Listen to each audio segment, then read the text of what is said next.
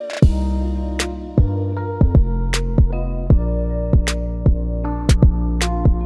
there, everybody. Welcome back.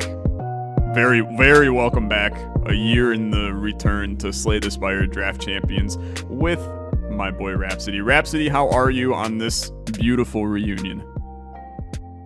Extremely good on this beautiful reunion. I've had my spirits buoyed by something. That's honestly, it's a hell of a sentence. I can't deny. I missed the Rhapsody. You used to give the best metaphors for how your day was going, explanations and beautiful wording of the past what used to be 7 days. Give me before we start, if you could use one singular word. And in fact, I'm going to actually force you to use a noun. One singular noun to explain how your past year and a month, since it's about that since we recorded the last episode, how your last year and a month has been. What noun would you use? And I have mine that I think you will say. So I'll check with you in a second. Ooh. Okay. Oh.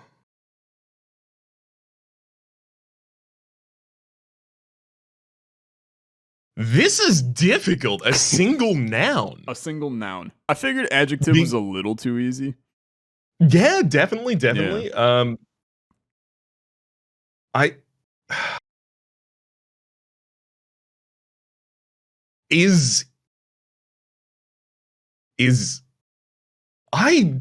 Good lord. I'm gonna say discovery. Ooh. Okay. I mean, that's actually a genuinely good one. I thought you were gonna say rhinoceros, so I was way off. But but yeah, discovery it's great. True. Just before we got on cam, I was telling Alexa a series of stories that happened to me at the hands of a rhinoceros. The hands, the paws, feet, hooves, claws. Do they have claws? Claws? I don't know. It's kind of if you're a rhinoceros, please in the comment section down below, tell us what you got at the end of your old limbs. Yeah, what you got hanging there? That's a strange way to word it, but tell us what dangles. Yeah, tell us what do dongle when you swaggy, and we'll move from there anyway. I still haven't gotten over the word dongle. I still can't use it correctly. It's an out of this world word. You have to use it professionally, right? Like it happens. Yeah. And it's like, here's the issue. I don't want to officially like bring in the ageism into this video, but like dongle's a super boomer term, man. Like there ain't no youngins saying yo pass the dongle. Like what are they using? Well, it's like, if you have a USB that you're passing around to install a software or something, then this happens all the time in the security field, right? We get a random USB that we find on the street, and we're like, hey, maybe there's some good software on this, and we start installing it onto all the corporate machines. Yeah, and it's, hey, pass the dongle, and it's normally a 50-year-old middle-aged white man with his hair is balding, and he it's a scruffy voice because he just downed like a liter of whiskey, and he's like, pass me the dongle, and then Hulk Hogan's mustache grows out of his forehead, and then Hogan's mustache itself. Yeah. Anyway, we have digressed way too far. Immediately, it's Slay the Spire Draft Champions. It's a game where we each draft 15 cards from a grid of 30 right here. That might be the first time that's ever actually worked on the first try. We're also going to then pick a character, which is going to be the card at the very bottom of this stack. Oops, it's the defect today. Oh, boy. Spicy. We'll just put these... we'll put them down here in the bottom right where it's going to be out of camera if you're also capturing the screen the way I am. And we're going to draft 15 cards apiece and then also take 2 relics apiece. And then we're going to go into a game and see who gets the best score in Ascension 0. It's just that easy. It's just that easy. Anyway, Mr. You want to Rhapsody, flip that coin for me? I Because would I know love I'm to. asking for a tails. I know you're asking for a tails, and I'm over prepared and excited to flip this coin. On your marks, get set. 5, 4, 3, 2, 1. It's actually tails this time. Would you like to go first, or would you like the next two? I would like the next two, please. Okay. Okay. Dude, I'm gonna tell you right now. It's been. I actually. It's been a long time since I've recorded Slay the Spire for YouTube. But you would be really happy to know that I took up a routine over this past year that was at night, starting at like 9:30-ish. You know, I'm done with work. I'm done with recording for the day. My ass was laying on the couch. I would either have, you know, some barbecue chips of some kind. Maybe I've been just eating like bland saltine crackers as a snack because I'm a 80-year-old man. Occasionally a small glass of bourbon on my side just to wind down over the night. But then it was take out the laptop, prop it up, slay the spire. Your boy has actually made it to Ascension 20 as the Ironclad in Slay the Spire. Ooh. Something that I never thought that I would actually end up getting to. So you might be in trouble today, because I have actually gotten significantly better at Slay the Spire, and immediately I realized I should not have said that, so that when I die on the first floor on an Ascension 0 run, the comment section doesn't rail me. But anyway, yeah. No, I think this might set us up, because I think you will also be quite glad to hear that I haven't published much Slay the Spire recently, and I haven't played much Slay the Spire recently, possibly even over the course of the entire last year. Wow. Okay, so we're going in with an interesting dynamic here. We definitely are. You're taking Defragment there as the first one. I will also mention for the audience, we have no card rewards in the game. We're not going to be able to pick up card rewards after fights, so it is going to make it difficult for us to get additional strategies into the deck. Yes. I had to remember, because obviously when you're playing Ascension grinding, you don't really care about score unless you're good at the game. And then you're like, I just want to get a high score. For me, it's like, I just want to see the number go up. And if the number increases by 1, you know, number plus, semicolon, then I'm happy. Yeah, So, I mean, especially considering the fact that, like, you know, the scoring metrics are quite arbitrary. Oh, right? yeah. There are really impressive things you can do that the game will never give you any commendation for. So it is more a marking set for how well you adhere to the game's rules, and if you don't really care about them, you don't need to. Yep. Which is why, you know, you don't take care that. about the score at all. Yeah. Yeah, which is why you're taking Adrenaline Burst, which is probably, like, objectively the best choice you could make on the board right now. And to explain my line of thinking, I'm just gonna do my best to not take any of these gold cards, and I'm gonna try to get that poor man no gold card extra bonus here. And Yeah, I'll see what go happens. Pauper for an extra 50, I think, on Pauper. Yeah, something crazy like that. Which I'm now realizing 50 is actually not that crazy, but we'll see. It might be 100. If it's 100, that's kind of crazy. There's a couple of just real garbage cards. Yes. Yeah, I'm realizing that. And we're the defect, and there is one singular orb card in the entire. Yeah, I'll admit I was a little bit perplexed by your Defragment first pick. Yeah, I'm realizing now that it might not come back to do any value to me, but I'm hoping, you know, we can buy cards in shops, so I'm hoping that first shop brings me to the moon. Or it's going to be garbage, one of the two. You as well. Yeah. I apologize about taking a while here, but dude, I absolutely honestly, no sweat. It's about finding your damage, right? What's your source of damage? How are you going to get through? Well, right now it's Zap producing me. Actually, Zap won't be in the deck because actually my source of damage is Alt F4 in the game since I don't have any. Oh, you got the cracked core. You'll have an orb.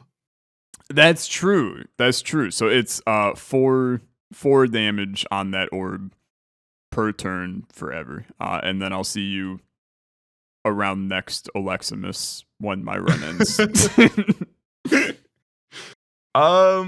Gosh, so I think I just have to pick purely by power level here, which I think is unfortunate for you.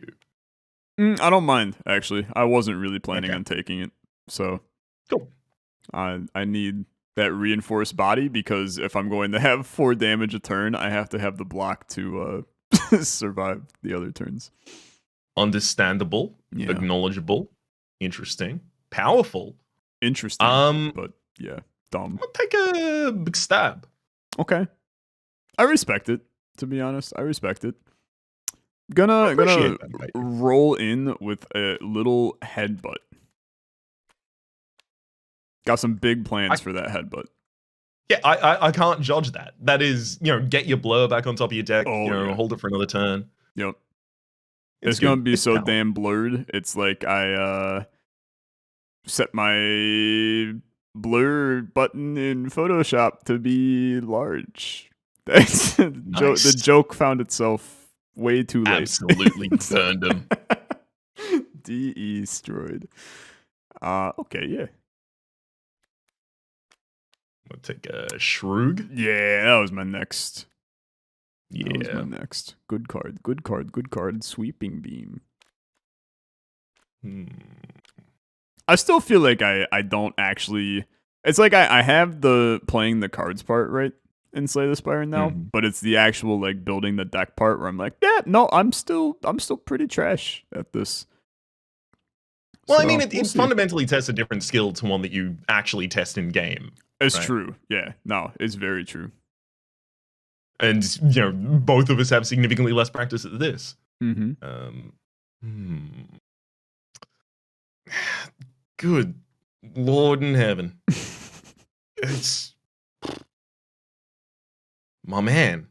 It's a lot of garbage. Like, it's just ironclad attack. Like, that's all the damage. Yeah. Yeah. But when we get that one singular inflame in a shop, it's gonna be okay. I'll pop a rebound into my deck, I guess. Okay, yeah. They're all still really bad, Rhapsody. I keep on waiting for one to get better, but they're still all really bad. Yeah. Sure. It could be anything. It could even be Infernal Blade. I'm gonna take Intimidate. Okay. I respect that one. I was planning on it eventually. Little ghostly boy. That was gonna be my next. Yeah. You don't have a lot of block. You aren't incorrect. So I'm waiting for you to take the only. Well, okay, that's actually false. But I'm waiting for you to take the 2 only block cards left. And I would be pleased to watch them go. I understand that. I understand that about you. I've always appreciated that about you. Yeah. I've said it since the dawn of time. Yep. Sometimes you just message me out of the blue. You're like, I can't wait for you to watch me take these 2 block cards. And I go, yes, Rhapsody, yes, very yes. So much yes. That's a direct quotation. Yeah, I'm amazed you remembered it. Yeah, that was April 15th, 2021. Absolute eidetic memory as well. Do you know what time it was? 16 ET, o'clock. please. 16 o'clock. 04. ET. Sorry, that's EST, not EDT. Okay, there's one off the board. Hey. I am trying to calculate in my head who's gonna have to take Catalyst and Multicast. Not really looking forward to taking one of those, but the math checks out that when only 2 people draft cards, one of us will have to take one of those cards.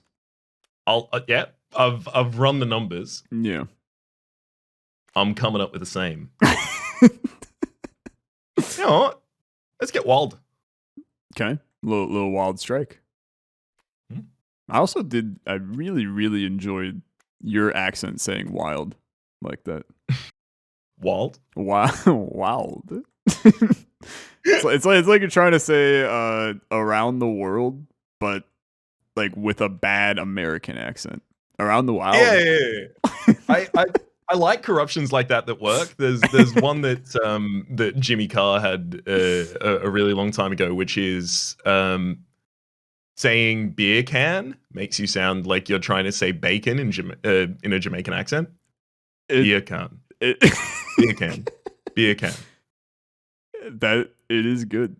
It is really good. I do like that. Is it your card? Whose is or it now? mine? I have no I've idea. got pummel at some point. You've got I've 12 got over there. You've I've got 13. So I have to Stands to take reason. a card, huh? Mm-hmm. Damn. All right, sure. All right, sure. Don't like that one tiny bit. Yep.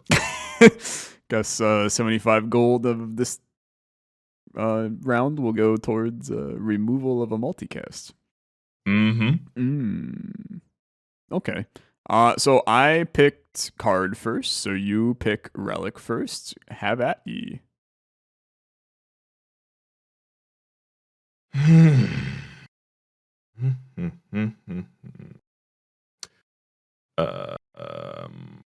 I think Some funky choices here. I'm gonna be honest. there are some funky choices.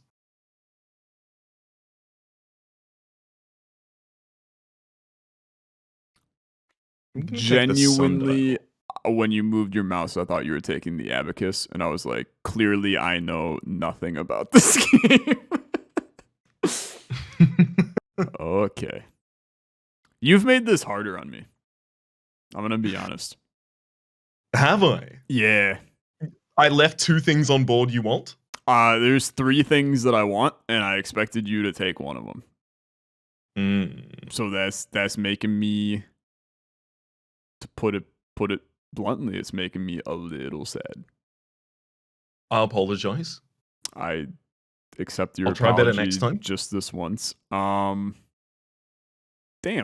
This is a toughie. I think I am going to opt for this. Hey Alexa. Yeah. I clearly know nothing about the game, but that's okay. In all seriousness, look, I look at you.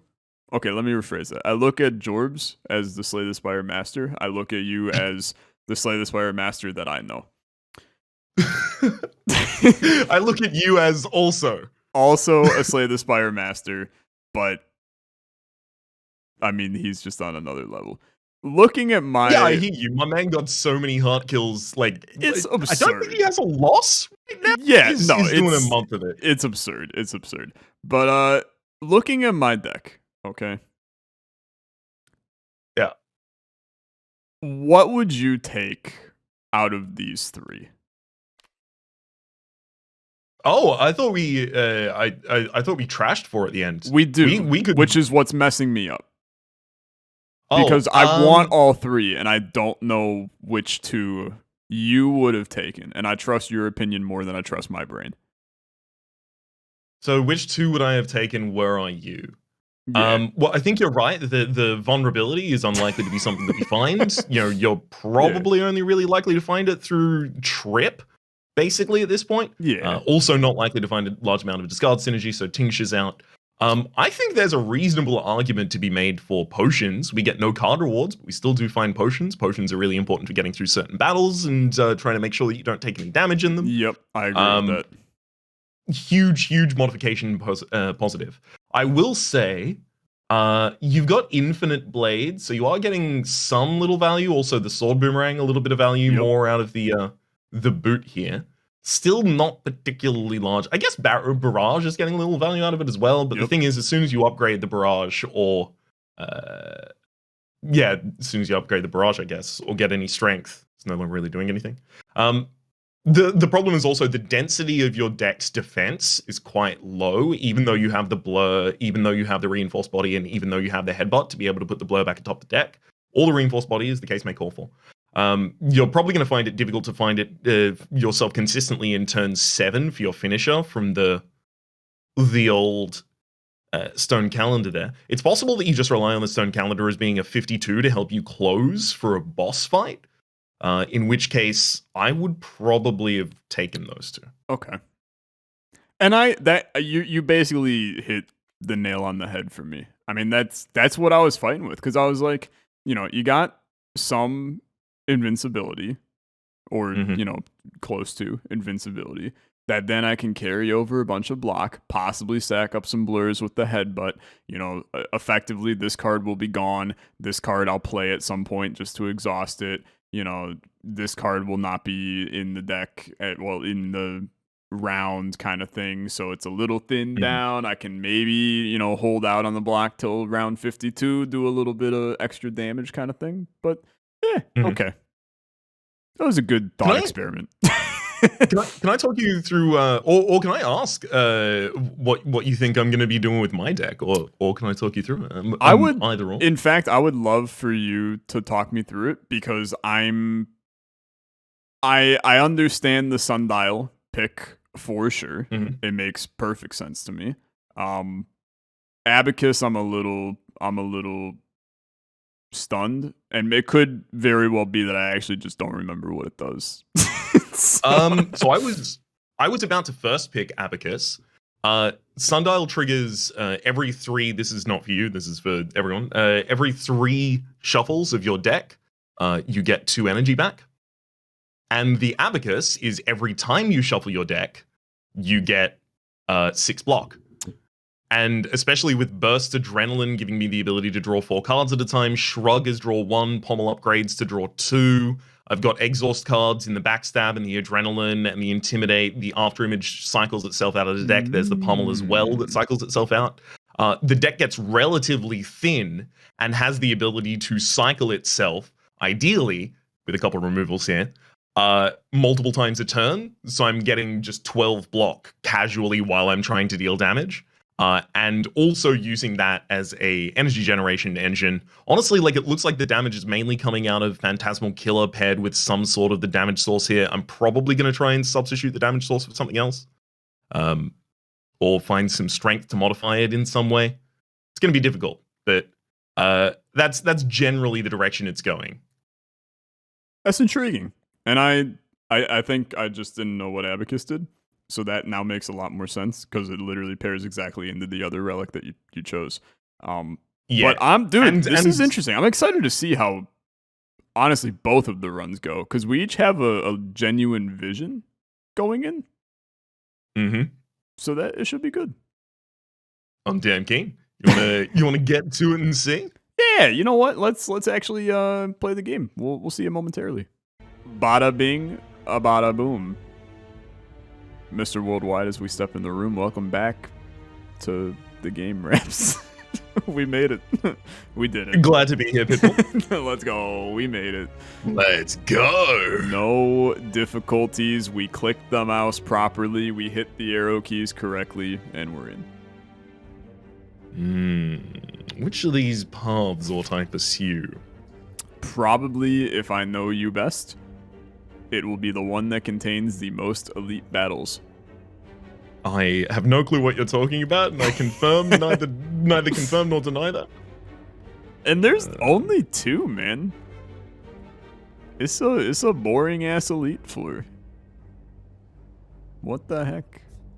Okay. Yeah, it's not particularly chunky on that value for us. Certainly. No, there's no chunky value, which I apparently never wanted to hear anybody say ever, but here we are. I'm glad to have brought it into your life.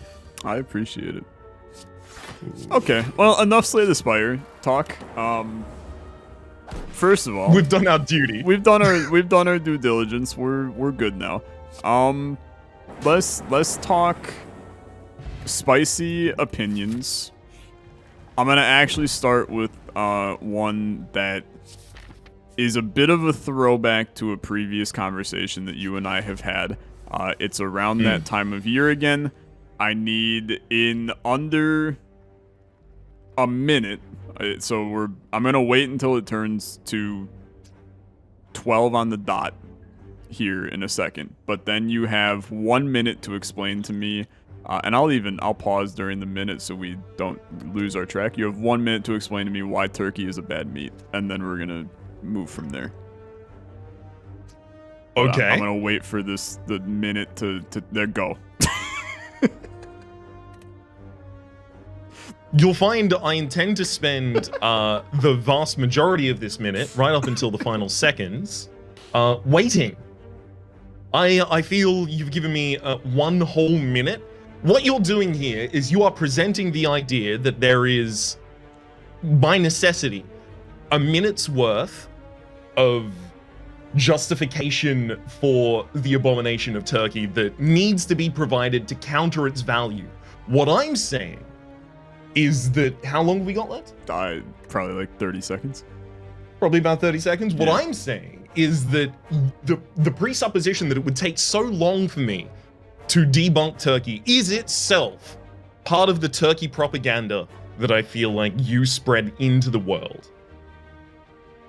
In my concluding 5-10 seconds, however, Give or take. I would like to circle back to a point Okay, that you're I out had of time. previously You got mentioned, 10 seconds to wrap it up. that ultimately, out of all of the meat stuffs I could enjoy, turkey is the driest and least flavorful. I cede my time. Thank you. I'm gonna honestly, we're just gonna leave it at that. I kind of expected you to just go random thoughts for the minute, and then in the last 3 seconds just go it dry lol. But Yeah, I mean, that was my initial instinct, certainly. yeah, And I don't think I really sublimated that instinct as much. You know, like, I basically did that, except I vamped instead about the idea I might do that. yeah, that was nice though. I appreciated that. It's the sycophantism of it to me. I don't understand. What is your allegiance? Do you have a stake in Big Turkey? I mean, look, I don't like to talk about the stock options that I partake in on camera. It's 2 things. First is Uniswap coin. Second, Of course. is Big Turkey. So yes, I do have some stock in Big Turkey. But you know, look, sometimes in life you just gotta stick with some traditions, and here in the States, although I'm gonna be real, man, I think since we last talked, I think that the whole Thanksgiving is turkey thing, which I know you guys don't have an American Thanksgiving. You do something similar, but I cannot remember off the top of my head at the current moment. Not particularly. Okay, We yeah, never mind. we don't even really have like a Canadian Thanksgiving kind of like equivalent kind of thing. Instead we just have like, you know, national holidays that are more akin to your like 4th of July and things like that. Gotcha. Do you by any chance do a Mexican Thanksgiving? No. Nicaraguan Thanksgiving? I'll have to check, but not lately. Honduran Thanksgiving? Oh, absolutely. Okay. Beyond question. Jamaican my Thanksgiving crazy? I did attempt to once, and there were no survivors. Okay. I got 2 final ones. The Bolivian Thanksgiving? I mean, of course, but you know, I mostly from a distance. We all do it, just we kind of hush about it. And then the final is the Peruvian Thanksgiving. It's where it all began. It really is. When the Peruvians came into the States to do whatever the Peruvians When they landed did. on Peruvian rock. Yes, that's what they call it these days. Yeah, they killed the Actually- turkeys, so I that's why I like turkey at the end. Sorry, just in that same kind of zone, just a fact that'll blow your mind that I didn't even know, despite the fact that it's a kind of like Australian niche trivia kind of thing. When the colonizers of Australia asked the indigenous peoples what that animal was, pointing at your big haunched rodent, effectively, the kangaroo, they obviously got the response kangaroo. Which it took quite a while afterwards to understand, actually meant, I do not understand what you mean. That is actually brilliant. Yeah. Yeah. Enjoy. That's it's the favorite fact that I've learned of late. I mean, that's a banger fact. I can't deny. Like, it's a genuinely good one. There's really, dude, I am so bad at this, but there's an above 50% chance that I'm dead on the first floor, just so you know. Dude, it's okay. I will I'll die and we can swap over to Fortnite. Yeah, that sounds about right. That's good reference. But no, I mean, that's actually completely brilliant. I was actually about to ask probably what could end up being the stupidest question of all time, which was when you said that when the colonists came and met with the indigenous people of Australia, in my brain, I'm gonna just be perfectly blunt with you. My cerebral cortex went, well, how the heck the indigenous people get there is an island. And then I was like, yeah, apparently like years of all of those science classes just went right out the window. I mean, like, we can use this to talk about the development of Gondwana land from Pangaea. We can talk about the fact that there was migration down from the area that was more contiguous with Papua New Guinea. And then that apparently land connections broke near the top of Australia and marooned tribes in Australia, which then flourished. Yeah, but why would we, right? Well, yeah, exactly. Instead, like, lol, Olexa, my man, Yeah. what up? Huh. Lol, don't know how tectonic plates work. Lol. This guy's not even a geologist. He don't even know geology. That's good. That's good stuff. Anyway, I'm alive and well on this run because I forgot one of the core things when it comes to Slay the Spire Draft Champions is if I don't at all times go, oops, I'm dead, and then come out alive, then it's really not the series. It's not an episode. It just wouldn't have counted. We may have had to start again. Yeah. I also have made an orb build work in a way that you probably would never comprehend one to work. I also just got 2 card upgrades and they hit setup and catalyst. So that is just what a you are slap in absolutely the set face. up. You are ready. I'm set up, all right. Set up to scream at a later date.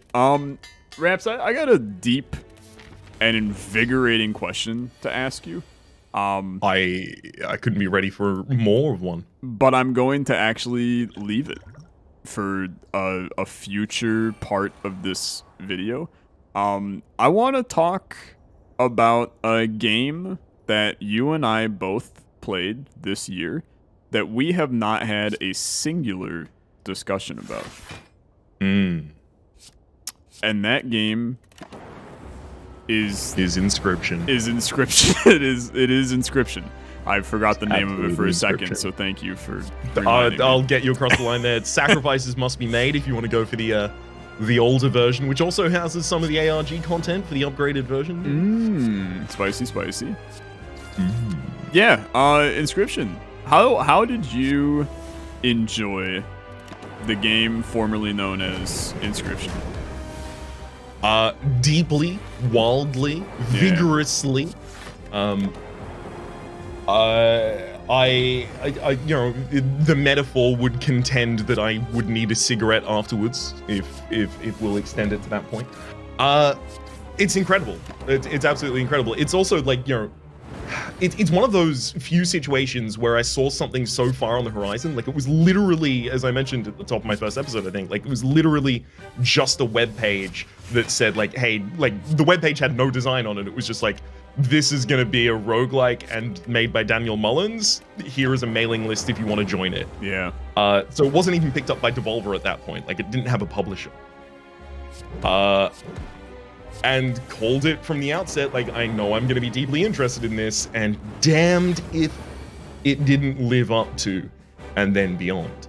How was it for you? I understand, like, because I also know that I went into it with a set of experiences and understandings that, you know, I knew it was going to be a, you know, deck builder. I knew it was going to have a lot of card elements. I also knew a lot about Daniel Mullins and his previous work, so I tended to understand the form the game might take, which I feel took some people by surprise and some people didn't necessarily enjoy as much. Yeah. So I'll just straight up start out by saying, I loved it.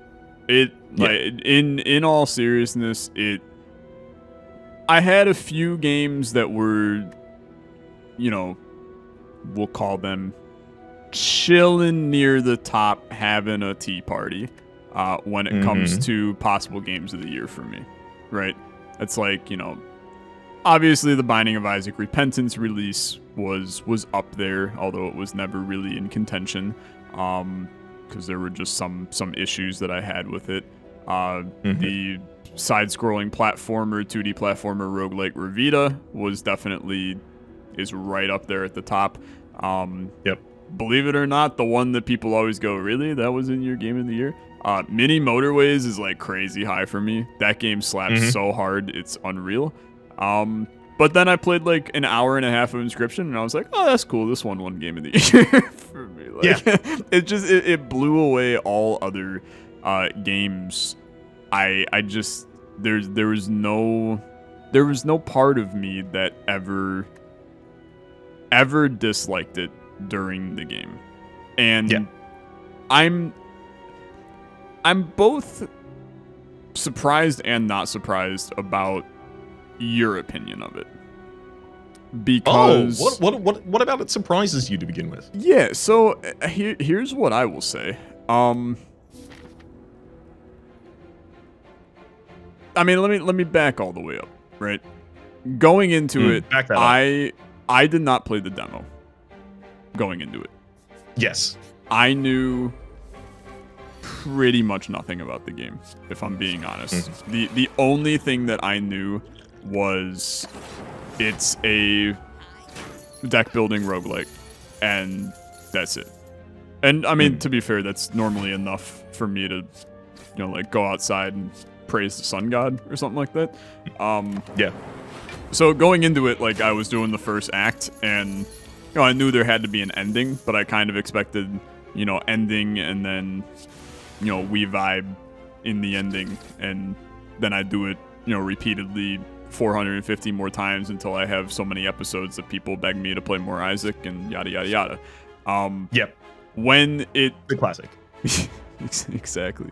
When I reached the second act, and I will say that I was, you know, people obviously spoiled a bit of the second act for me just because it's impossible to kind of not as a content creator with a game like that. You know, when you're behind the 8 ball of other content creators playing it, but then also just in general, in a position where you're progressing in the game at a pace where people are like, you gotta move faster kind of thing. Because I had where, like, I was getting some of the things like where all of the bears drop down and attack you in the one thing. I got that. So I was moving too fast then. But then I had a couple of losses in a row. So I was forced into where people were like, come on, you're like, it's time to go, gotta get through, gotta finish the game, like, get to it kind of thing. So I kind of had all ends of the spectrum on Act 1. And then I got to Act 2, and my mind was completely blown because I was like, Yep. there's so many possibilities, there's so many options. And then Act 3 was like the cool, calm smoothie at the end of the, coffee date to kind of wrap up the conclusion. And I don't really think there was an Act 4 to the game. I know there's some people that claim there is. For me, the end of the game finished in about 30 minutes, so it wasn't really that... I don't really consider it an Act 4. But I want to get your opinion before I suppose it kind of goes hand in hand with this. My community was not split, per se.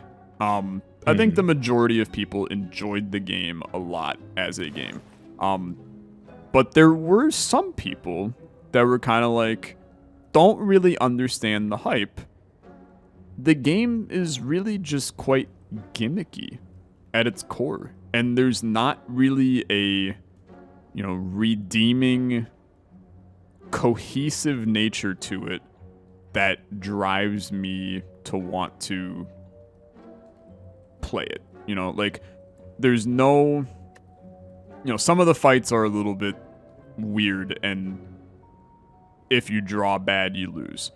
Things like, hiding the clover by the docks in Act 2 that allows you to redraw. Because I ran into, so I don't know who you chose because I remain spoiler free. Because I was very tempted several times to watch your videos because your titles were fantastic for it. I appreciate it. they were so good. But I did a Grimoire deck. Yes. For no reason whatsoever. I don't know why I did, but I did. I happened to choose PO3, Poe.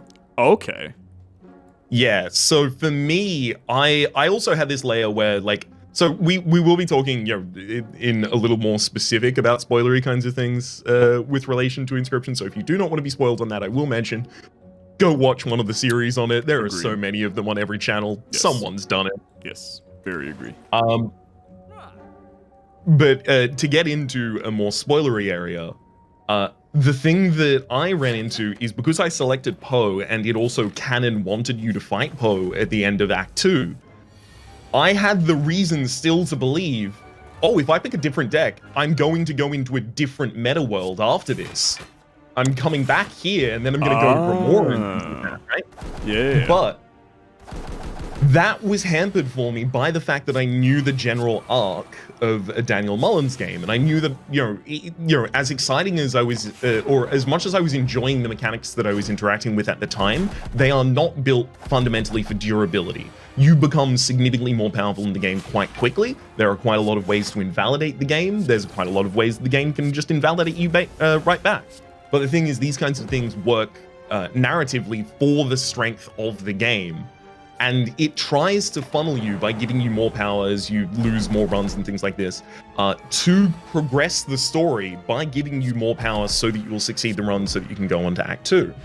I think a lot of the responses that people have talking about it being gimmicky are people who came in with the expectation, which the game admittedly wants to give you because it wants to then shock you out of it, that it is going to be a deck builder roguelike, that is going to be something that you sit down with that has a robust set of mechanics, right? If you talk about gimmick, the idea is that something is surface level, that it isn't deep enough, right? Otherwise, it's just an aesthetic, right? So what is a gimmick? It's the fragile veneer of something. And yeah, that is going to be provided here because it is not trying to do the thing that people necessarily thought it was going to be trying to do.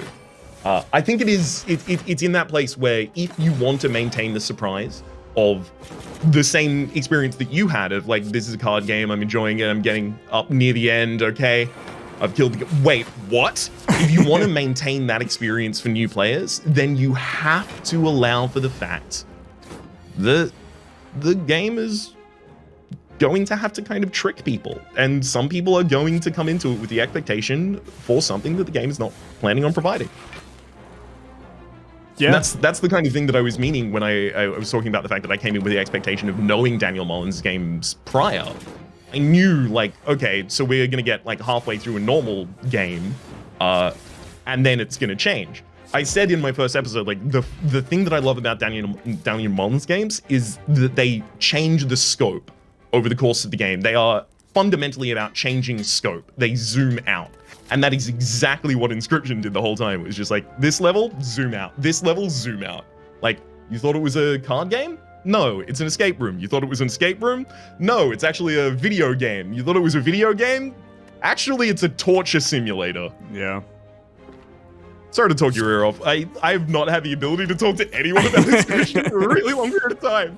Dude, I mean, I'm with you, and I pretty much wholeheartedly agree with you on everything you just said. And I had the exact same kind of. I'm not gonna say the exact same experience, because I think that's not the right wording that I want to use, because I never played a Daniel Mullins game. Kind of didn't know anything going in about what to expect from it. So I kind of was lulled into that false sense of security that this was just a escape room of sorts, built into a deck builder roguelite. And I even talked about in one of my first episodes of it, I was like, I appreciate this game for what it's doing. It's really unique, really interesting. But I said, I really worry that there is going to reach a point during this game where these escape room mechanics are going to run out. And I hope that they have something, kind of planned to keep that part of the game fresh, instead of it just feeling like it was an odd gimmick that they threw in to not really, super, even matter for the rest of the game. Now, of course, in the end, I feel they've done it pretty brilliantly. And, I think that pretty much every part of that game was a beautiful experience, and I have zero regrets whatsoever playing it. And I patiently hope that they are putting out a roguelite mode for it, which is something that they've definitely teased. But yeah, dude, you actually end up with Vajra on this run. That is sick. Oh, hell yeah. It's gonna be big. Yeah. But, yeah, I mean, that's about all I got. It was just so brilliant. Could you tell me what shape these rumors have taken? Because you've mentioned this before as well. And I will say, just to give you the context that I'm bringing into this, I don't know if that will work. So, I mean, all that I have kind of heard and seen is that they have talked about, hey, we know everybody really likes Act 1 especially. And they said that they have big stuff on the horizons for a additional update to the game. That's what I've heard. I also know the game has a extremely robust modding community already. Something that is, in my opinion, genuinely surprising. Because a game in my opinion, it's still in its extreme infancy. I mean, the game's only been out for 2 months, 3 months. So to have a community ready to mod it, and there's been some, honestly, incredible mods that have been made for it that I've seen.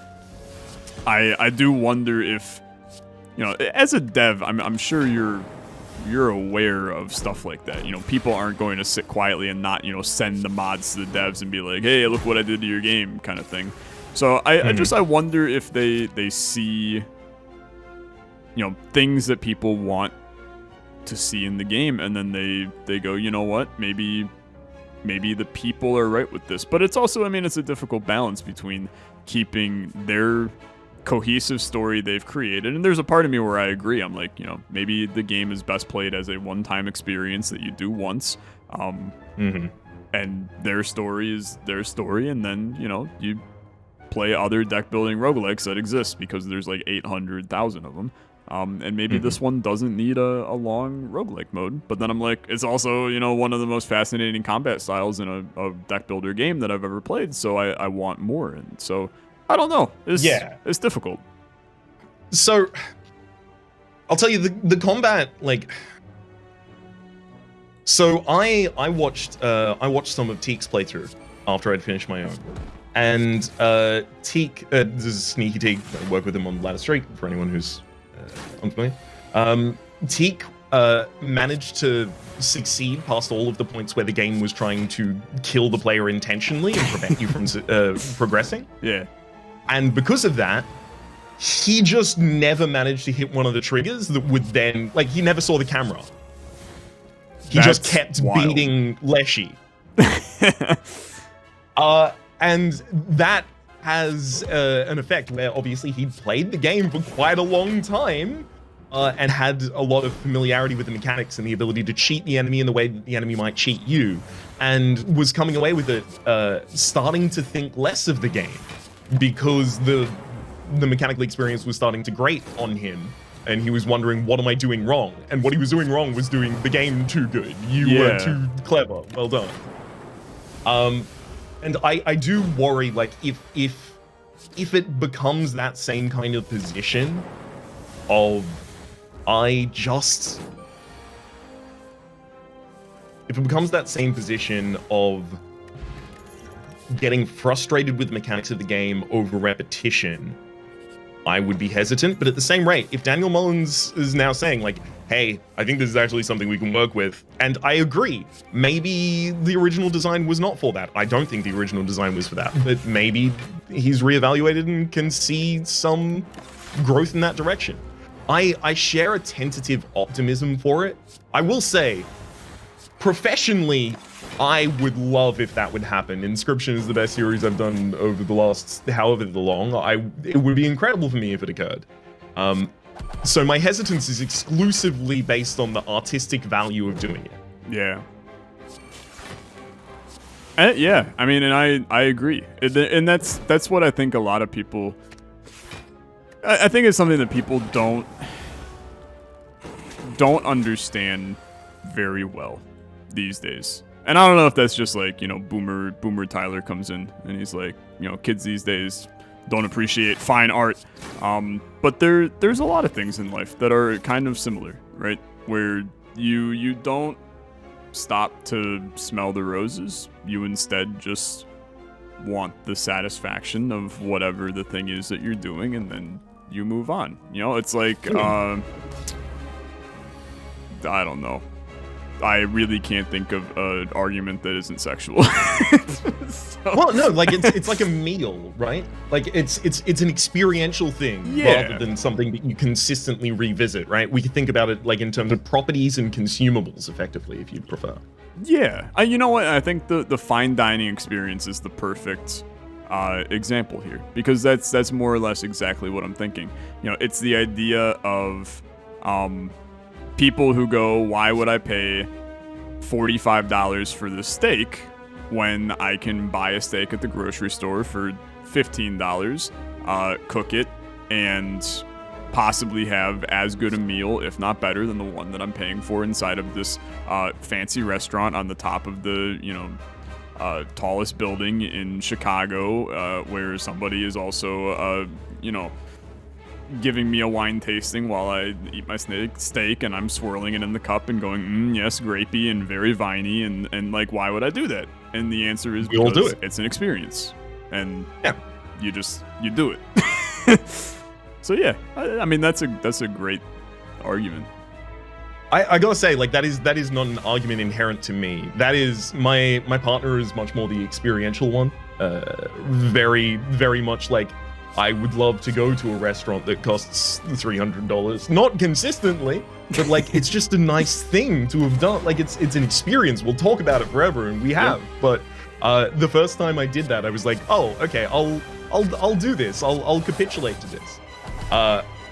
We got the bill, and I damn near had a heart attack. I was like flop, sweat, panic, and it was just like, what was happening in that instance was my values don't really contend that this dining experience was valuable. I'm not a particularly experiential kind of person in that kind of way. But being able to see it through his eyes has made me more so of one. And I think, like, you know, that kind of like priming that's occurred over the course of my life, as well as familiarity with Daniel Mullins games, has given me the ability to go and enjoy it as its kind of own experience without then hoping for more after the fact. Yeah. But I can't say that my heart doesn't leap at the idea of being able to record more Inscription.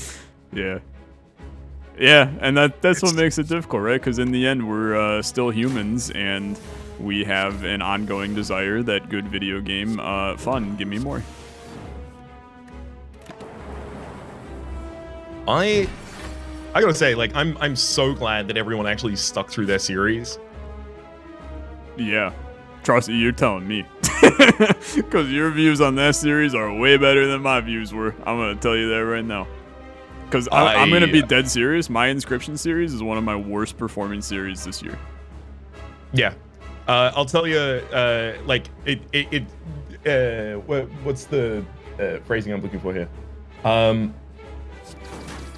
I know the feeling. Darkest Dungeon 2 was one of my worst series this year. It's like, I cannot count the number of people that have told me they're excited for Darkest Dungeon 2, that they can't wait for me to start Darkest Dungeon 2 and things like that. And those people, admittedly, who would have said that are probably watching. But it's a very vocal minority is what's coming to mind in that instance, certainly.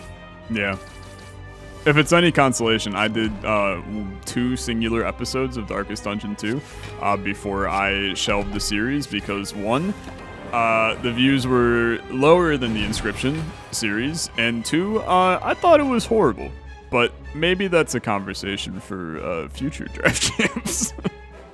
You know, I think I have things to say on that.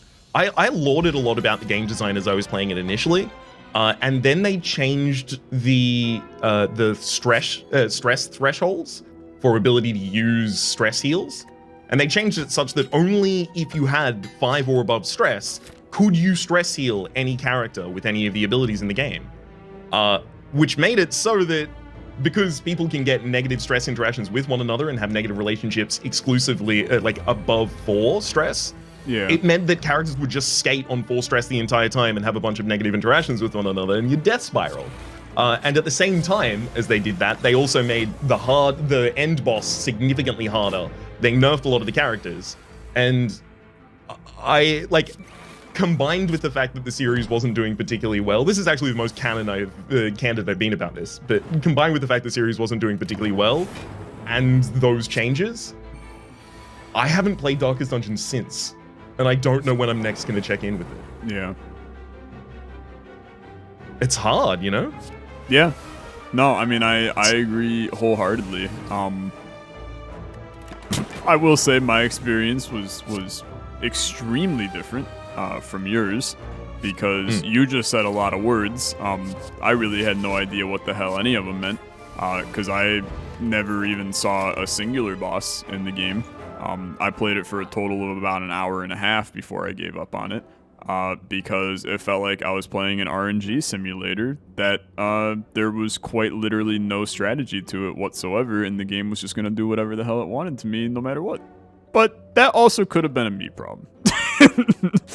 I will say. The thing is so like I tend to think back to the development experience of Darkest Dungeon 1 as well.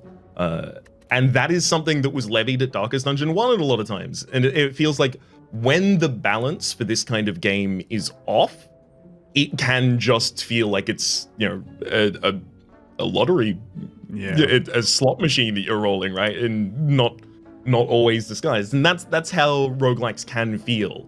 And it's lobbied consistently at Darkest Dungeon. Yeah. But I think that might just be kind of it being in its infancy. Like they're trying to make it. And that's what I eventually, I kind of came to where, you know,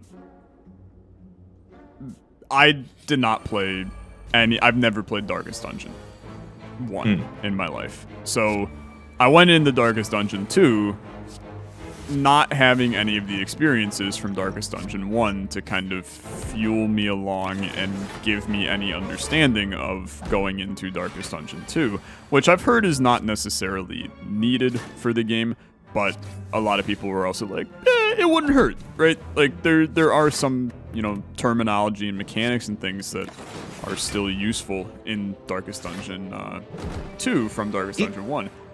It can also hurt, though. Because there are things that are used in both games that work differently in each game. I have heard that as well. And I will tell you so, and I talked to Rito a little bit about it, because I kind of brought up that I was like, hey, I think this game kind of sucks, and it was when he was like hardcore playing it for a little bit. So he kind of, wanted to get my opinion of what I thought was bad, and then he kind of, provided some explanations as to whether or not what I was seeing was actually accurate to the game, or if it was just,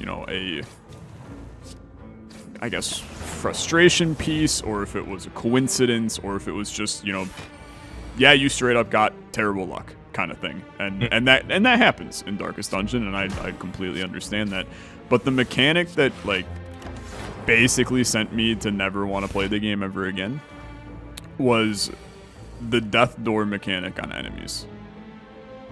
That was miserable for me, because I would, coming from someone who has played a lot of Slay the Spire, and with other, deck building roguelite games, I'm all about the math, right? I like to calculate, hey, if this hits for this much, and this hits for this much, and this hits for this much, I kill you, and I have it good. So I played Darkest Dungeon like that.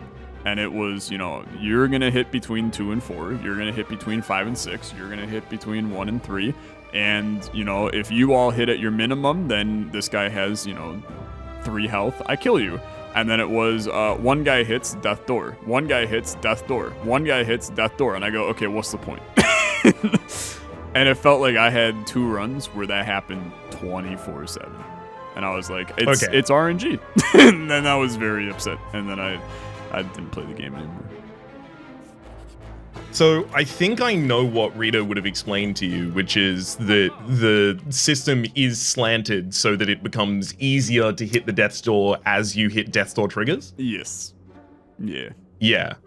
The game really could do well to explain that to the person playing, because you know how I knew that? From playing Darkest Dungeon 1? Because no, it's not in Darkest Dungeon 1. And that's what I also heard. It's in Butcher's Circus. Oh, that's pretty bad. Okay, yeah, that's pretty bad. The PvP expansion that no one played. Except for us. And we really enjoyed it. Yeah. Well, that's good, at least. But no, and then I ran into a fight in my second episode that it was one of the ones that was like, it was so laughable that I couldn't help but be like, this is funnily bad. It was the character I named after you. I actually Aubrey. managed to just get oh no, I'm one curse away, never mind. But I named her after you, and she was the one that had the dual dagger type thing. I don't remember what that. Aubrey, was that her name? Yeah, Aubrey. Yeah, the grave digger, grave robber. Yeah, that was Rhapsody for my playthrough. I appreciate it. That is actually probably the one that would represent me the best. I agreed, which is why I did it. I'm glad that you feel the same way. That like vindicates my decision making. But there was a fight against a cannon, and it was just her versus the cannon. But I was so weakened that I couldn't really do any damage to the cannon. And then between turns, I would just pop, because the cannon took like a turn to prep itself. So I would pop her absinthe during the prep phase, and then it would hit me with the cannon. It would death door me. I would get up. I would hit the cannon for like 1 damage. Absinthe. It would death door me. I did this, no lie, for about 20 minutes. And I just never died. And I was like, what is this game right now? And everybody else in my party was already dead. Like, they had all died. So it was just you versus the cannon. And I mean, I was laughing my ass off because it was one of the funniest things I've ever done. But I was like, something don't seem right here. And I kind of just chalked it up to, you know what, it's still an early access game. And maybe I'll come back to it in the future, and I'll see if my opinion changes once there's a kind of a fleshed out, because they're very good at listening to feedback, and they're a successful dev team. I'm not knocking the Darkest Dungeon guys in any way. I know that game probably already is a huge success to a lot of people, but will be a huge success moving forward. Yeah. They've been through this before as well. Like, you know, Darkest Dungeon 1 at various points in its timeline was quite, like, almost like abandoned by sections of its own community because like, nope, we disagree with the design decision going on here. Yeah. I will say though, part of the play pattern that I had in Darkest Dungeon 1 was very based around kind of, you know, scumming out fights for recovery and things like this, and it was based around that because I wanted to play on the highest level of difficulty, and at the highest level of difficulty, you had to do those kind of recovery things. Yeah. And they clearly, they could make it no clearer in Darkest Dungeon 2 that they intend for the player not to stall. Please stop stalling. Don't do that anymore. We don't want that to be part of the gameplay loop of this game. However, it's a really fine line to ride because it's also really, really difficult to balance it so that they can be difficult without having any value in taking extra time to recover. Yeah. Like it was necessary. The first game may have trained a lot of people to play the second game wrong, and I felt like I learned the second game, and then as soon as they changed that element of recovery that I still had, the stress recovery, I was like, I actually don't know this game anymore. And I'm excited to see what it becomes, but it's not what it is right now. Yeah. That's interesting. I feel like I'm just repeating what you say, but like as verbose as I can, losing train halfway through and then trying to pick it back up. I mean, so, you just described like Slay the Spire Draw Champions. Yeah, I was gonna say you just described like my entire brain while playing this series. But no, I mean, I'm happy to hear that even though we had two very different experiences with the game, in the end, our opinion remains the same of let it cook in the oven a little more. Yeah. Let that bad boy bake. I mean, I don't have to check in on every game while it's in early access, and in fact, especially checking in with games that are in early access, are released, and then also games that have had updates or mods released. It's you end up with just too many. So it's yeah, too many. Yeah, it can wait. I feel bad recently, and we'll see what your opinion is, because it's something that I have definitely noticed, and I feel like you and I'm just gonna say it, okay? I'm gonna say it. This is we're like an hour and 20 minutes into the video, so I'm allowed to drop these random truth nuggets that like 5 people will hear. In terms of opinions on life, I think you and I line up like really closely in terms of people in the Wholesomeverse. I'd say so, yeah. As like we tend to have very similar opinions when it comes to anything not involving cooked poultry, right? Like, that's it. And that's because you have taste. Like, I understand that. Exactly. There has been, in my opinion, a huge movement in the gaming community recently that is, let's not finish a product for a game. Instead, I am going to make a really, really, really fleshed out demo, try to get a lot of attention on this fleshed out demo, and then never finish my game. Or, let me rephrase, to bring it even one step spicier and one step deeper. Here is the demo for my game that is on Kickstarter. Yes. Have you also noticed that this has been happening like a lot recently? Yeah, I wasn't following you until you mentioned Kickstarter, and I was like, oh yeah, the games that are like, yeah, download our demo on Kickstarter. Yep. Like, yeah. And it's like, I get so many emails that are like, you know, they start off, they say all the things right. You know, they go, hi, Tyler. And I'm like, oh, crap, it's not a spam. I got to read this one. Hi, Tyler. We love your channel. We really loved your series on Inscription, even though nobody watched it. We, you know, saw your Darkest Dungeon 2 videos, but we're not going to comment on them because we disagree with your opinion, stuff like that. And then they get into, you know, this is a deck building roguelite that, you know, utilizes a never before seen mechanic. And I'm like, okay, yeah, I'm in. You know, I'm getting closer. And then they're like, we're ready to give you the game early so you can have it before everybody else. I'm like, sick, awesome, very good. And then they're like, here's the Kickstarter link and it's the demo. And I'm like, all right, I'll see you in 2.5 years when your game is finished, the Kickstarter is over, and if I still know your name by then congratulations, you've done good marketing. Like, it's just I don't know if it's just I don't have the patience right now. Like, and patience is probably the wrong word. I don't know if it's I don't have the time to care. Like, there's too many games that your Kickstarter is just, it ain't high enough on my list. Or if it's just like every single one of them feels like a scam to me. And I've been scammed enough at this point. I don't need another one. Yeah, exactly. All full up on those.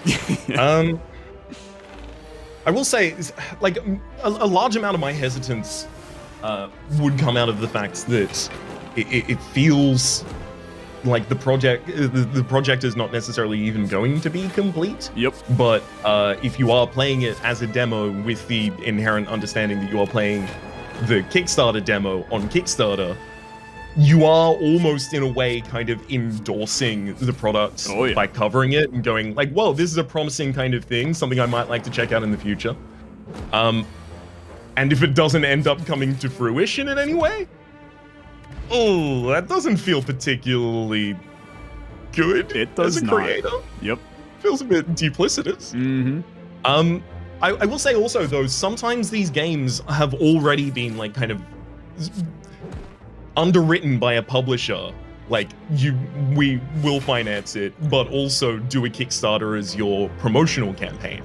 So there is a element in the other side of the industry that is making this happen more consistently as well. Yeah.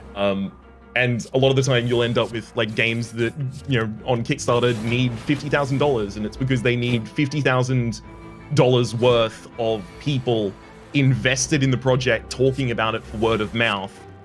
Really, the extra $250,000 or the extra $500,000 or whatever has come from another publisher that they already have a deal with. Yeah. And I think it's important for me to note here that as a whole, I ain't against Kickstarter at all. I think Kickstarter is a really... It's gotten a little worse in recent times, but overall, I think it's actually a really good tool for kind of, especially self-publishing, kind of creators to publish their work and get adequate pay for it to actually produce a product. Especially, you know, I tend to lean more towards board games for it. Yeah, because like, some great board games. Yeah, it's just, and board games are expensive. Like they are a pain in the ass to produce and make. So I get it. Like you need legitimate funding to do that. And I'm not saying you don't need funding for video games either. But sometimes I look at some of the games and I'm like, okay, you don't need $200,000 to produce this. Like, it just breaks me a little bit. But yeah, I don't know. It's one of those things that is it's a trend. And I don't know if it's a trend that I necessarily like the direction that trend is going, but it's a trend that I've noticed. Yeah, I mean, I don't feel like I see that as consistently. The project that is asking for more than it seems like it needs. Yeah. Although, you know, I do find myself consistently sympathetic to the cost of these things to produce is probably significantly higher than even the highest ballpark I would imagine. I would agree. But yeah, I guess I also haven't seen the games individual that you are talking about. You're talking about a game that's like, yeah, like, oh, you know what? I'll use an example of this game, although I think this is a neat game. Okay. The game's name is Roll. It went through the Wholesome Verse absolutely, recently. Dude. Yep. Yeah, but if you saw a Kickstarter for that was asking for, like, you know, $500,000. Yeah, I would be like, come on, man, what you doing? Yeah. Yeah. I don't think that's too over the board to say. No, I would agree completely. And I've spent many a time conversing with the Roll dev, and I will tell you, the Roll dev would feel exactly the same way as what we are saying right now. So I don't feel bad using Roll as a topic here in the slightest, but I'm glad. I did not mean to make a negative example of it. I'm glad it wouldn't be taken that way. No, and I, dude, the role dev is actually a very good guy as well. Very, very good. Oh lad. yeah, no, good lad. I saw the initial email and I was like, yep. Yeah, you can pick. Genuinely, it's the kindest email we've ever gotten. It is kind of insane when you read an email that is like, not even just tailored towards you, but clearly coming across in like a familiar fashion that doesn't feel off-putting. Yep. And it's just like, man, this is better than so much. Yep. Like this is better than a review of the game. This is so much more appreciated and gonna make me look at it, even if I don't end up covering it necessarily at the moment. Yeah. No, I always kind of tell whenever because I'll have random developers that'll join like my Discord server, right?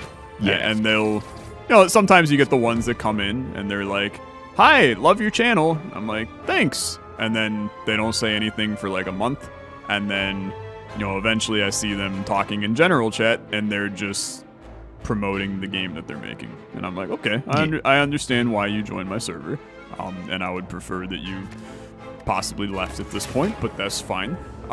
But some developers end up just becoming nice members of the community, or they're people that originally were in the community and then took up game development as a hobby kind of thing. So they learn over time, by being in a creator zone, they learn what to do for a creator from that perspective. And I always kind of tell developers like this, just if you make it even the slightest bit personal, there's like a 99% chance that I'm going to, one, read the email and probably play it, even if it looks like garbage. It's like, I take very kindly, and it's a stupid thing, but if you start the email with, "Hey Tyler," I'm like, I'm in, I'm reading. Yep. It's just, it's like, you if have you understood know the assignment. Yeah, it's like if you know me enough to know what my name is, then clearly, like, I am not part of a mass distribution right now. If it says, exactly. "Hey YouTuber, really loved your series on live on Twitch right now," then I'm like, then I'm like, okay, yeah, I get it. Yeah, exactly. And that is the crux of it, right? It's whether or not it's like a mass distribution that's kind of carrying. What you don't want to do is like see a profile in Discord and you look at like messages sent by, and then it sorts the date, and it's like you've got 10 messages from this person sent in the server. One of them is a year ago and it says hello, and then 9 of them are bumps about a game that no one has responded to in meta chat or something like that. Yeah. It's like, it's rough. and I think it's also worth noting, like, it's fine if you don't do that as well. Like, if that's not the way that you can interact, then don't have that be part of your marketing. I agree. I agree. I would feel incredibly awkward trying to approach people and trying to come at it from a direction of like, well, I need to figure out something about this person so that I can demonstrate genuine connection with this person. Like, I wouldn't be able to do that. Yeah. That's why I wouldn't be in games marketing. Yeah. No, I agree pretty wholeheartedly. Hey Raps, where are you on your run right now, by the way? I'm fighting the Nemesis. I'll be honest, I have not focused at all on my score. I could easily have 0. I could be dead. I don't know.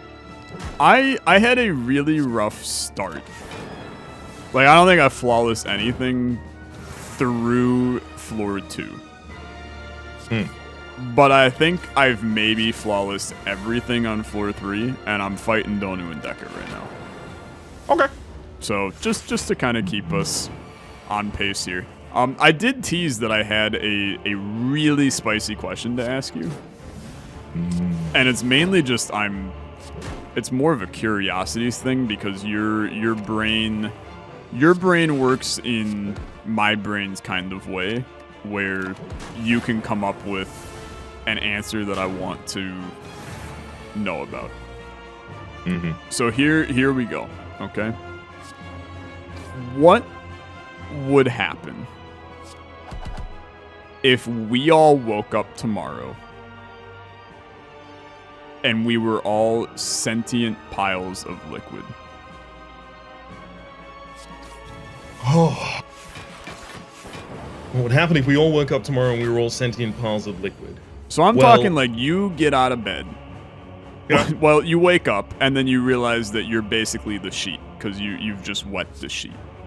Yeah, because I was about to ask, what's my surface tension, right? Am I now the mattress? Like, also, is my consciousness distributed across the atoms that would constitute my liquid form? Or are we going cartoon logic and I've seeped into the mattress, now the mattress has my face? The fundamentals are important. To be honest with you, I actually wholeheartedly agree with you. They are extraordinarily important for this exact situation. Let's imply that your liquid is, if it is room temperature, then you are Jello. You are a blue raspberry Jello. Okay. But if you are in the heat, you turn to pure liquid.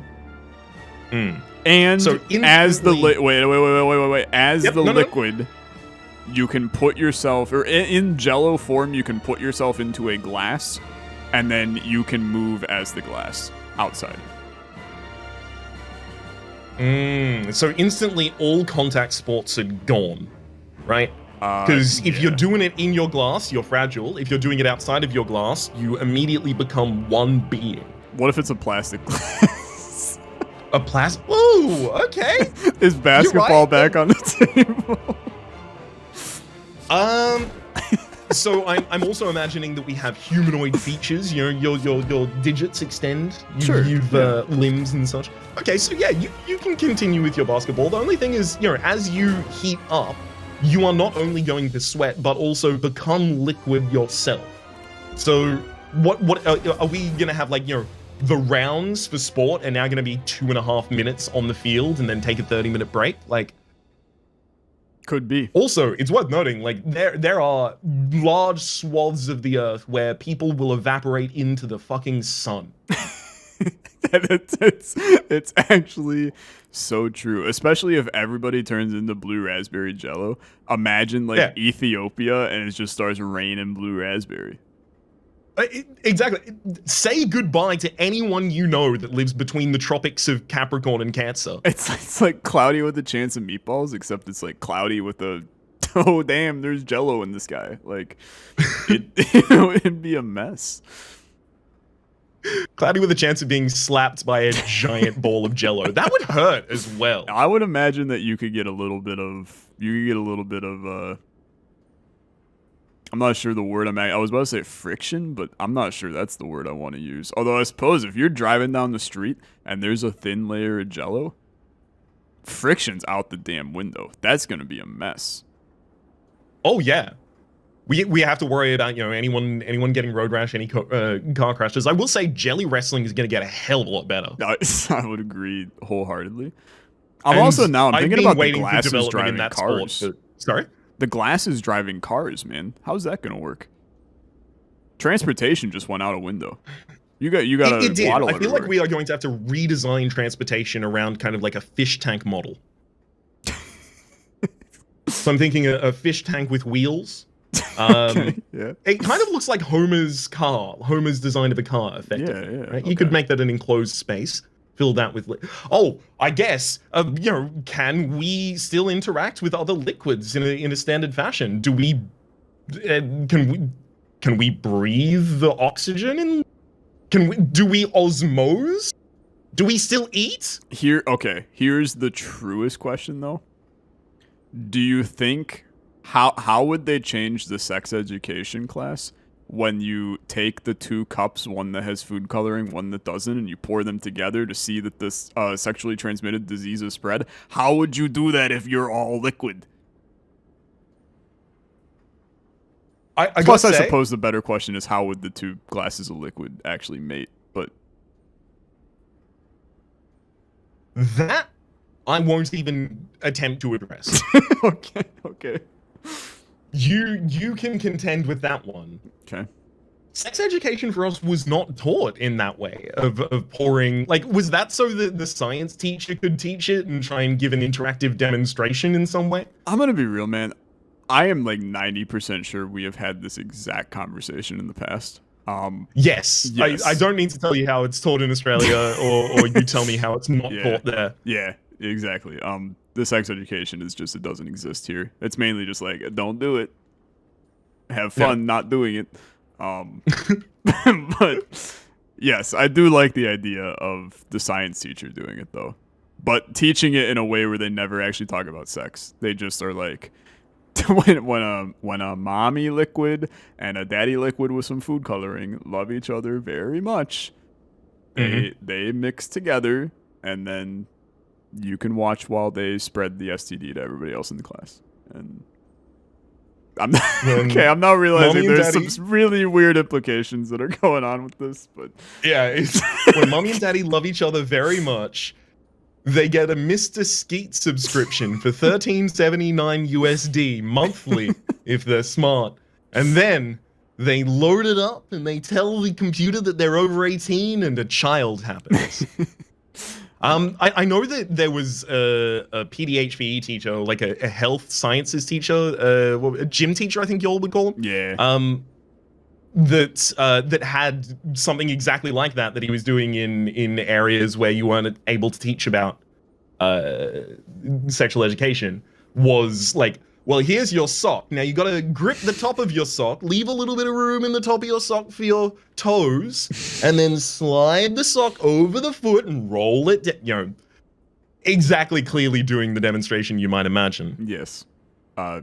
Putting your socks on. Yep. Glad that he explained. Sorry, the game may have spoken over you there. What was your? I'm gonna just not even bother to say it again. I'm gonna be honest. My run is done, by the way. Oh, great. Well, So, you know. You've a long time to wait on mine. I'm still on the reps, man. So I stop when we talk. Oh, okay. That's probably. I try not to, but I've forgotten how to. I've forgotten how to walk and talk at the same time. Dude, is not easy. This series as a whole, because I mean, look, we're both banter rich individuals when it comes to YouTube content. So I would put us, in the upper echelon in terms of being able to walk and talk in that kind of way. Slay the Spire breaks me though. Like, yeah, this always uses like 95% of the available RAM in my brain in order to keep the conversation flowing, which is why sometimes you get 5 straight minutes of gelatin raining from the sky, because my brain's like, yeah, just keep farming that one. That one's gonna hit eventually. People are gonna love it. I dig down on a joke so consistently. You have to sometimes. I keep on telling.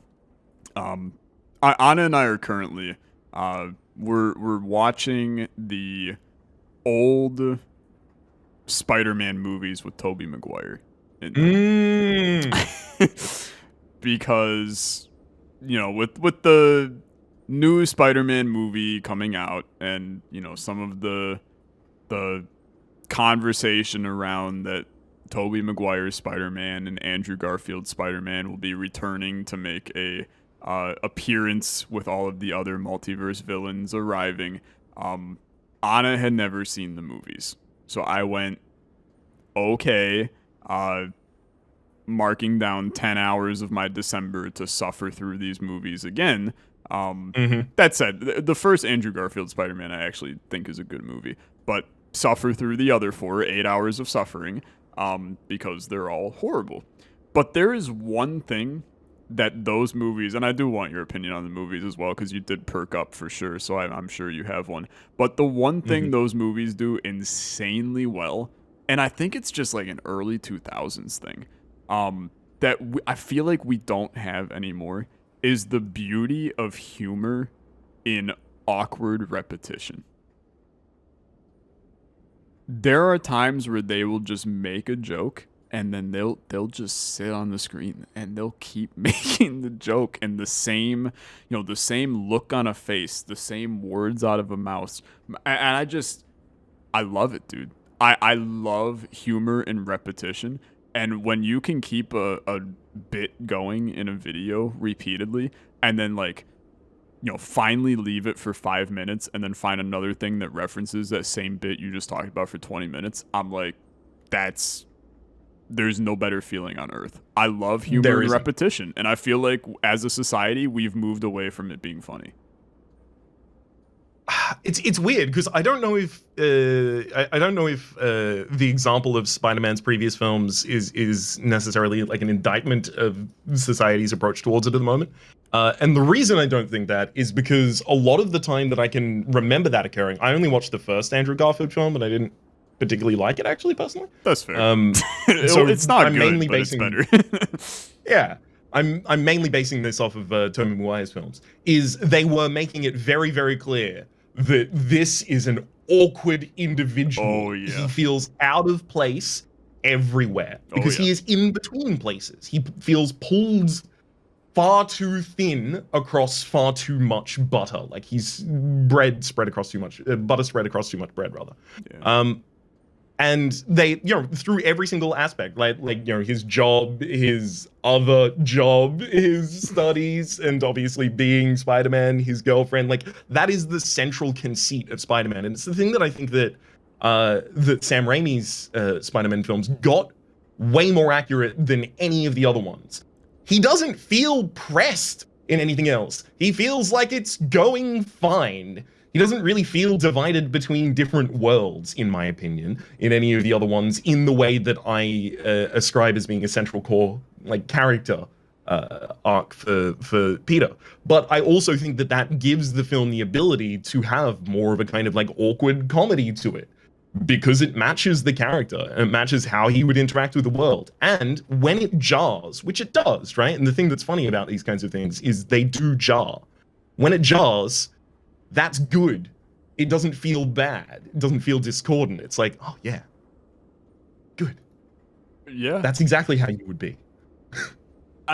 And believe it or not, and I think you bring up an interesting point about those movies, because I actually agree with you wholeheartedly. Because so I grew up, this is gonna be a story arc you don't know about me. I grew up, my dad is a huge comic book nerd. Like massive comic book nerd to the point where like he was, Marvel figurines up in the apartment when he was dating my mom. Down to my mom had a Spider-Man garter at their wedding. Like big Marvel nerd. And Spider-Man is his favorite superhero. So I, growing up, Spider-Man and the X-Men, but mainly Spider-Man.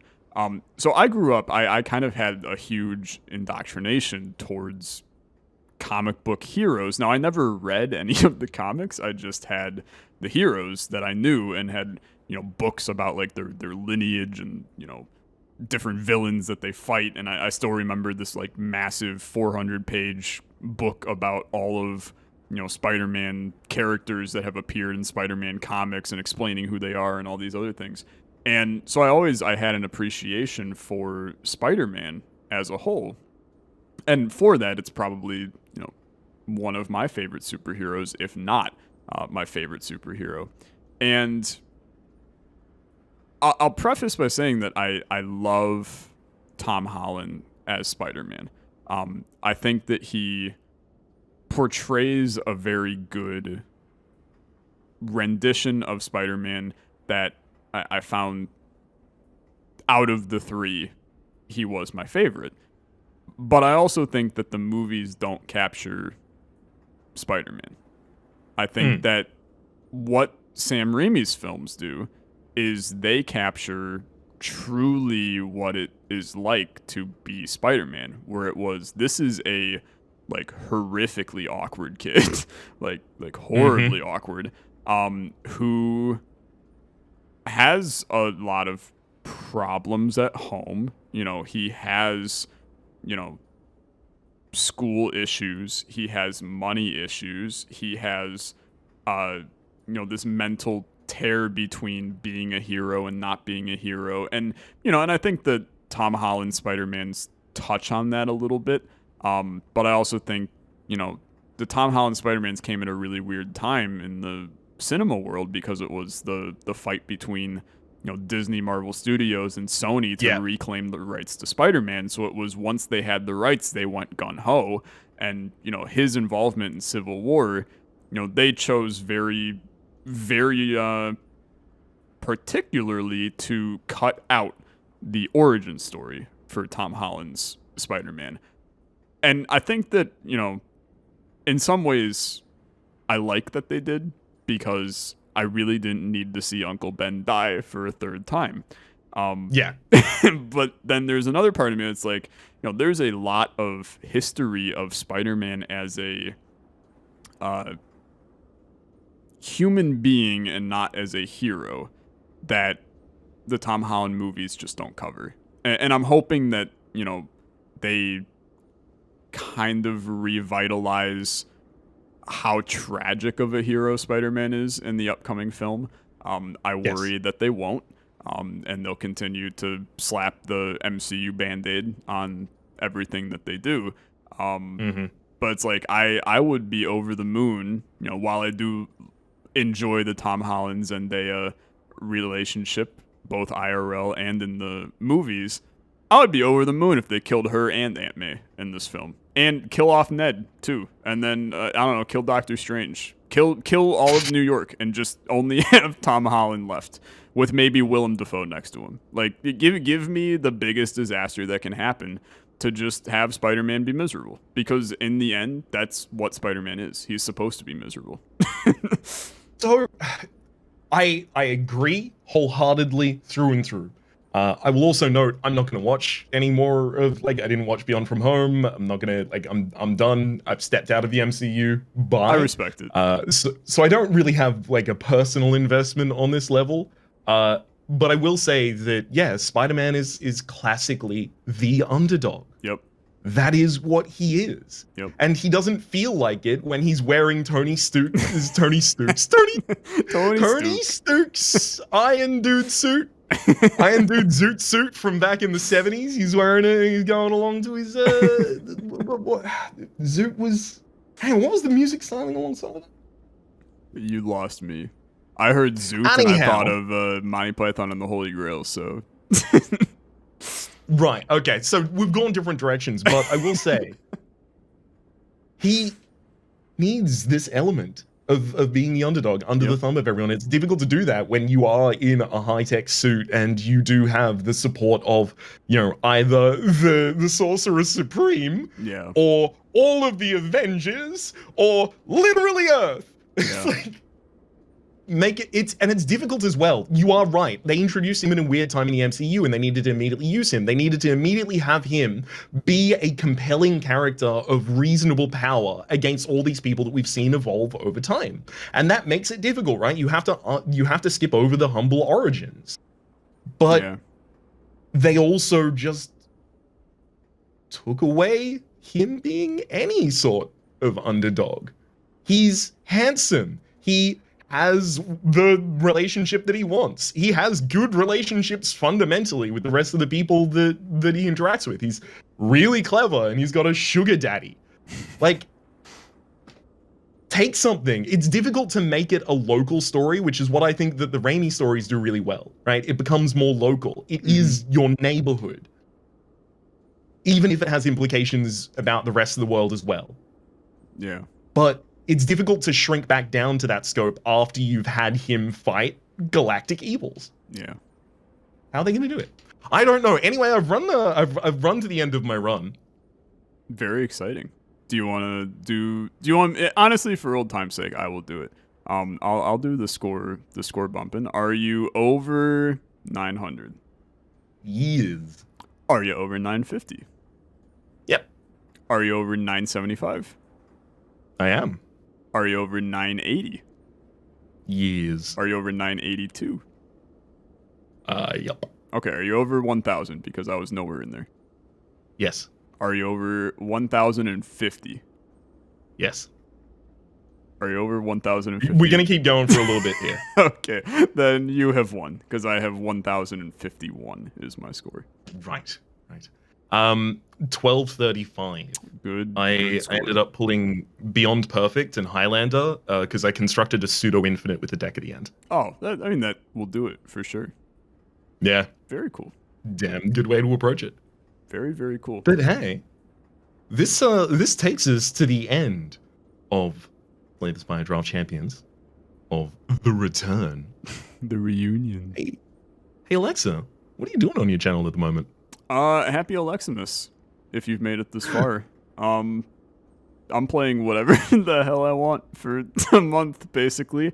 Bringing back old series, having a good time, and also checking out more Revita. The new update is insanely good. I don't know. Have you jumped into any Revita at all? Not at all.